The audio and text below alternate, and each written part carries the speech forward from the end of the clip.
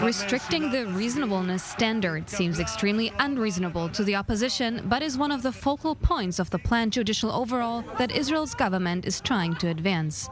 On Monday, the so-called reasonableness bill passed its first reading after a stormy session in the Israeli parliament. The vote of 64 to 56 ended just after midnight. The existing extreme situation has no equivalent in any democratic country in the world.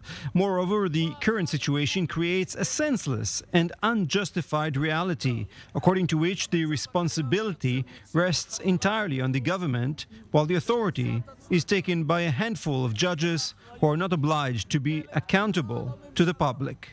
Opposition lawmakers, however, say that restricting the reasonableness standard would give more disproportionate power to the current government. The cost of living, everything. So this is what people voted for, not for laws such as the one they are passing tonight, which is giving immunity only to the ministers and prime minister from any judicial review.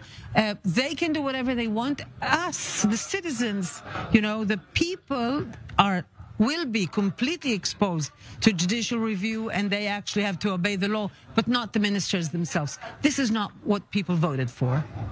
The planned judicial reform had been put on hold, but talks aiming to find a potential compromise between opposition and coalition at President Isaac Herzog's office did not bring about any success.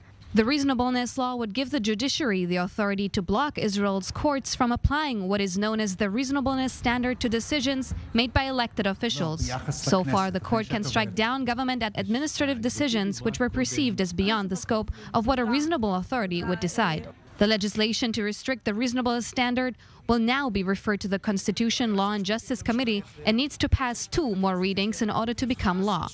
The coalition aims to complete that process before the Knesset breaks for its summer recess at the end of the month.